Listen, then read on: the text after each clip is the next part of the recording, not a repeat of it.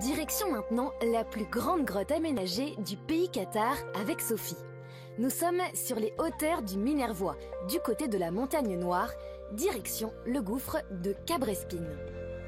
Et c'est monsieur le maire, rien que ça, qui nous fait la visite, car il est aussi le directeur du gouffre et accessoirement trufficulteur, ce qui ne gâte rien.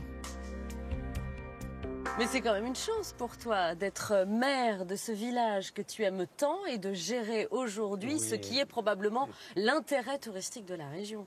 Oui, et puis c'est surtout ma passion. Moi, je suis né ici, j'ai découvert les grottes. La première fois que je suis rentré dans le gouffre, j'avais 7 ans. Mes grands-parents m'avaient amené une messe de minuit qui avait été organisée dans la première salle en bas. Et puis à partir de 10 ans, je fais la spédo. Alors, dans quelles circonstances ce gouffre a-t-il été découvert? Parce qu'on parle d'un gouffre géant. On doit sa découverte à une chauve-souris, en fait. Oh. Ouais, parce qu'on connaissait les 2 premières salles du réseau qui se trouvent tout près de Cabrespine.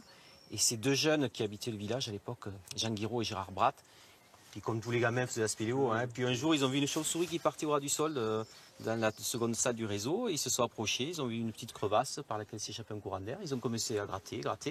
Et puis ils sont tombés sur le gouffre. Et ça, c'était en 68. Tu nous emmènes alors? Bon, on y va. Okay. Allez, on va rentrer dans le gouffre. Oh là là. Oh là là. Le gouffre, C'est impressionnant. Ah ouais, vraiment. ça fait partie des plus grands gouffres aménagés en Europe. Ah ouais. C'est une sorte d'immense géo naturel.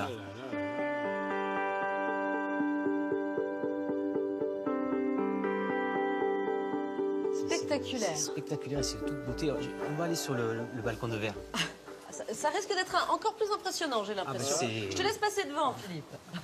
Alain, tu es bien téméraire tout à coup. Ah, c'est impressionnant cette passerelle. On va vraiment lever de là en dessous. Hein. Ça va, Alain? Tu as 200 mètres de vide sous tes pieds. Oh là là. Voilà, et puis il y a des décors, tu as des disques de calcite, tu as des draperies, tu as des milliers de stalactites au plafond, tu as des choux-fleurs. Ouais, c'est merveilleux. On remarquera qu'on n'a pas du tout affaire à un passionné. Là. Non, Pas mais du non, tout, mais du non. tout. Regarde, ça lui donne le sourire de nous en parler. Voilà, c'est toute ma vie, quoi, le gouffre. Ça, J'ai grandi avec, quoi.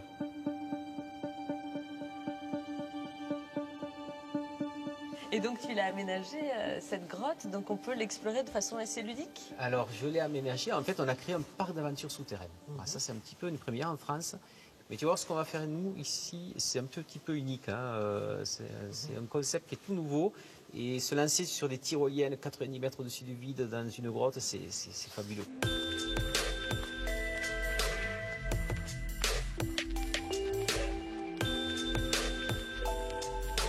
Tu vas prendre le mousqueton et regarde, la petite fin, tu vas la passer dans la plaquette comme ça. Ok. Tac. Voilà. Et là, tu me suis. Et là, Et on est parti sur la Via Ferrata. pareil pour l'aventure. C'est parti, ça démarre. Ah oui, ça glisse. Ah, super, ça glisse tout le temps. Faut bien regarder où on met les pieds.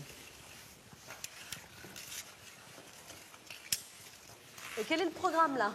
Dans moins de 5 minutes, Ok. on va se lancer dans le vide. Ah bon? Ah bah oui, T'es sûr de ça? c'est sûr. Voilà. Voilà, sur bien tes prises avec les pieds. Allez, là on va progresser sur les parois stalagmitiques. Regarde.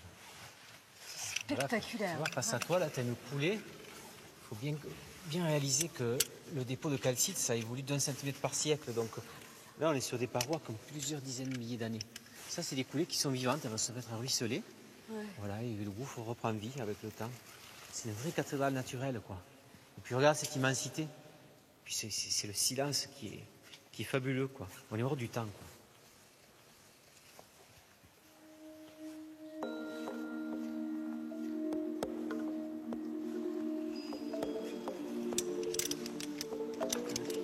C'est drôle parce que autour de nous, j'ai l'impression de voir des éponges, des méduses. Ah, ça évoque les fonds marins, Ah c'est un ouais. peu l'univers de Jules Verne, quoi. C'est pas milieu sous les mers. Ouais, ou Voyage au centre de la Terre.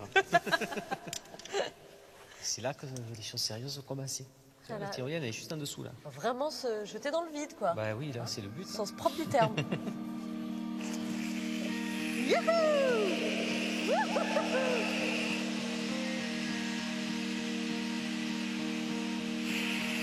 Allez, donne-moi la main. Allez. Allez, on continue. Alors là, on va prendre un pot de singe.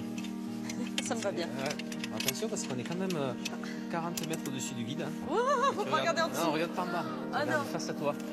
Ah, Bon, après, t'as le mousqueton qui te retient. Hein. Ah bah oui, c'est ça. Si tu tombes, je suis accrochée, tombes c'est pas, ça. quoi. Ouais, d'accord. Merci. Alors regarde, face à toi, là, tu as une grande galerie. C'est par là que les premiers spéléologues sont rentrés il y a 50 ans. Ils sont arrivés par là, quoi. D'accord. Et ils sont tombés dans l'immensité du gouffre et puis c'était le départ de la grande aventure. Mais tu te rends compte les sensations qu'ils ont dû ressentir? Ah, c'est unique. C'est vraiment le rêve de tout spéléo. C'est vraiment de... Voilà, ils sont arrivés dans cette salle avec leurs petits éclairages acétylène. J'ai les jambes qui tremblent. Ok. Allez, tu vas voir, on va reprendre la tiro.